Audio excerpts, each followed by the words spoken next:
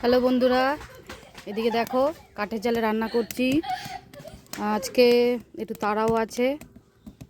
আর এদিকে পালং শাক শীষ পালং করব।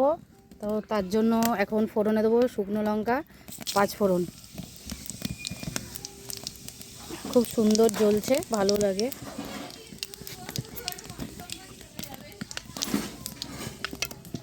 আর এই কাঠগুলো কাটতে হবে, এগুলো ভিজে রয়েছে। রাখ না।